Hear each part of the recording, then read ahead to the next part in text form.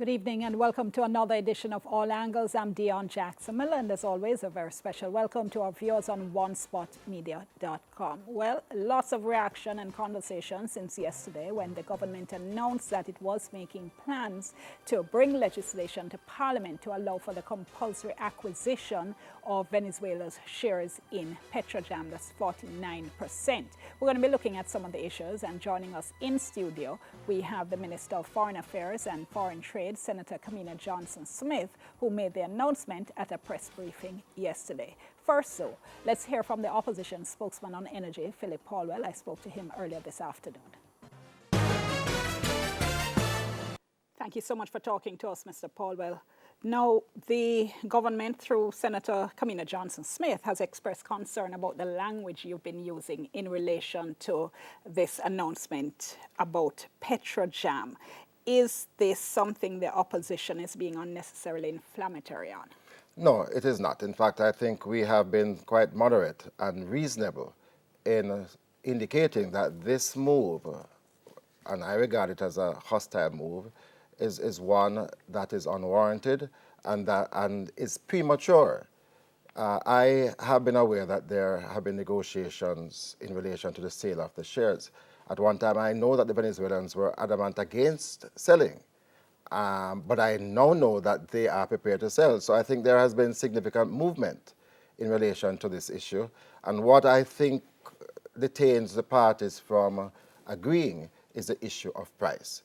There is a shareholders agreement, and I believe that it is incumbent on the parties to try and explore all the avenues within that contract to enable them to get to a price that they can live with. And I believe that there are bodies, international bodies, that can arbitrate on the issue of price. And if that's the issue, why would you at this stage go with a nuclear option? But listen to the words you use there, hostile. You're calling the government's action in relation to a holding in the national refinery. In relation to a friendly state that has been good to Jamaica. But you yourself are saying that your reaction is moderate. Isn't the very use of the word hostile sending signals there from the opposition? How else can you describe this? Venezuela bailed us out so many times in the past.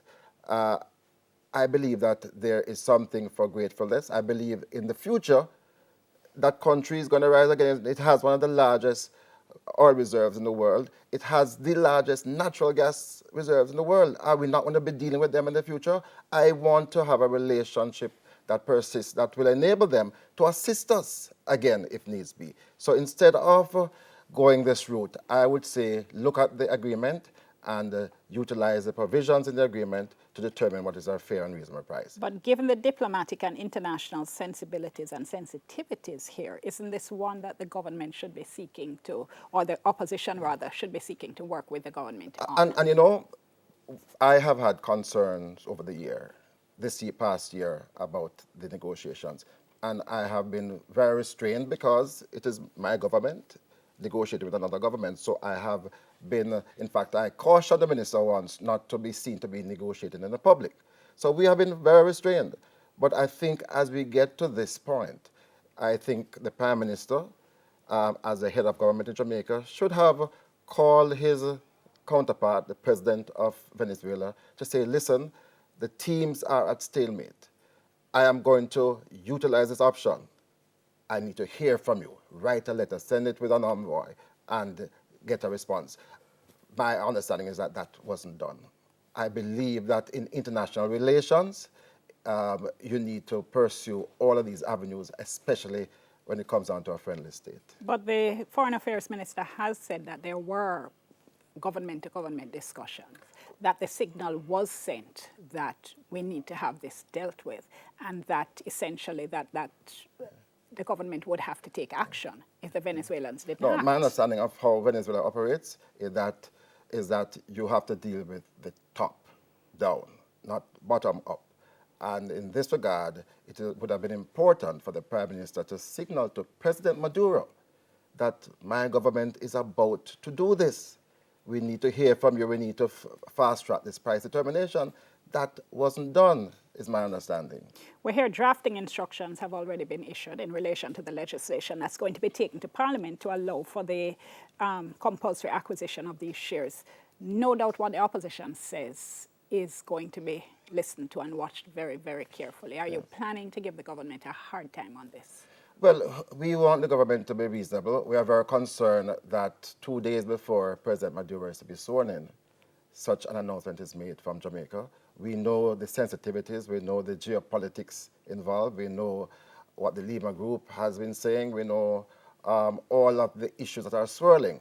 Why would Jamaica want to be part of that milieu? Why would Jamaica want to be signaling 2 days before the swearing in a position that will be viewed as hostile? Is it that you're essentially saying that you believe that the government had already determined its own end game and therefore did not do everything it could to reach a negotiated agreement? It appears so, and let me tell you why. The government has been complaining that they have not been able to advance the issue of the upgrade and expansion of the refinery.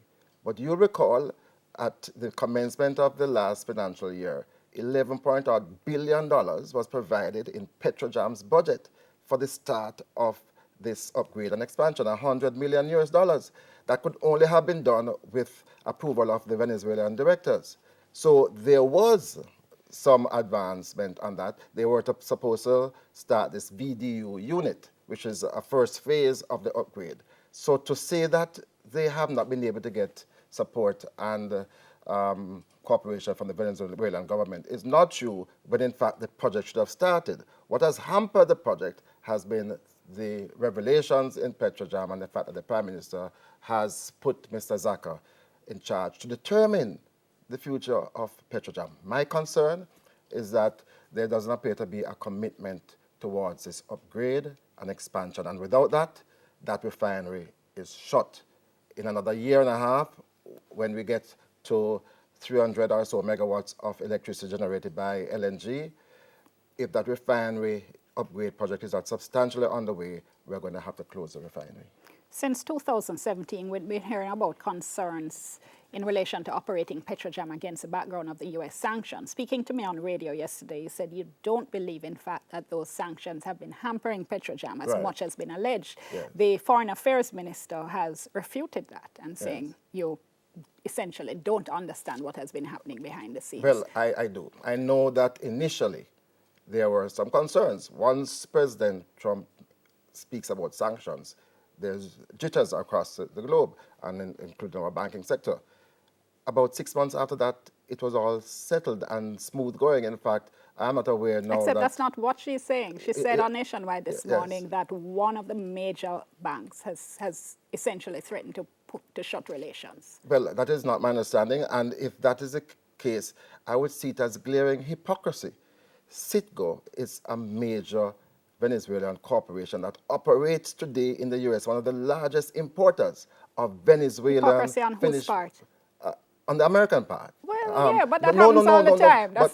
But my understanding is that it does we have to deal with where we are. My understanding is that it does not affect petroleum products. That is my understanding, and that the sanctions are not applicable. Jamaica should not feel constrained at this stage by virtue of the threat of sanctions because they do not apply to the relationship that exists. For you to say that, though, is you're challenging one of the major bases on which the government is taking this action. And they need to prove it then. So it sounds as if you're accusing the various ministers, the government, the Prime Minister, the government as a whole, in fact, of lying on this issue. I acknowledge that at the commencement of the threat, and that is what it is, there were jitters, and there were jitters from mainly our local banks.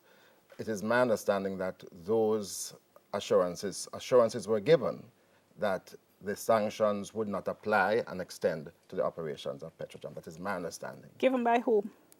It would have been for the U.S. System, the U.S. government. So you're accusing the government? And again, to say that in the United States, they deal in relation to energy, they deal with Venezuela. Venezuela is the largest supplier of products, finished products, to the U.S. market. Yeah, but that kind of analogy doesn't really work. No, because, but I mean, why? the United States operates in different ways in relation to different territories and jurisdictions all the time. Cuba and China sanctioning Venezuela, the most effective way is to sanction their primary export. And if you, as U.S., receiving and continue to receive your largest supplies from Venezuela, why would the U.S. be saying to Jamaica, you can't deal with them? So you're That to saying me is the heights of hypocrisy. you're saying the government is lying? No, but what I'm saying is that, I notice you're studiously refusing to answer that question. well, you know, but everything else you've said yes. points to that conclusion. Yes, I believe that the government has to be a lot more fulsome in terms of the so-called impact or effect of sanctions on PetroJam's operation. I do not believe it is as negative as they're putting it, and I believe that notwithstanding, this issue of the sale of the shares should not be taken to Parliament in the way that it has been done. How so? I Why believe not? that because you have a contract and that you must exhaust those provisions in the contract first, and that has not been done. So when the issue comes to Parliament now... We will not be supporting it. We cannot support it in this way. I believe that there's an opportunity before that for the Prime Minister and President Maduro to resolve this issue. in relation to the, would you be, for instance, tabling additional questions in Parliament, given the concerns you've raised? Yes, I certainly by next week will have to table questions in relation to the conduct of the negotiations. I want to be clear that this latest offer that was put to the Venezuelans, my understanding is that it was done in December. So if an offer was put, or a counter offer, why not give them some more time rather than the second week in January to go to this nuclear option? I would like to understand how those negotiations proceeded and why it appears as if it's the Ministry of Foreign Affairs that was anchoring, leading the negotiations. What of the role of the Ministry of Energy? And is it that because the Prime Minister is the minister, that ministry is not getting the type of leadership, because that is what is required in these negotiations, leadership. When we were negotiating the sale of the 49% shares in PetroJam in 2006, there were issues about the valuation. There were problems. They were holding on to a valuation that they got for $45 million. I was saying no, I couldn't justify that. We ended up with $63 million because we went to the president. Going to have to leave it there. Thank you so much, Mr. Paul. Well, appreciate your time and your thoughts. Thank you too. All the best. And when we come back after the break, we're talking to the Foreign Affairs Minister, Senator Camilla Johnson-Smith. Stay with us, soon come.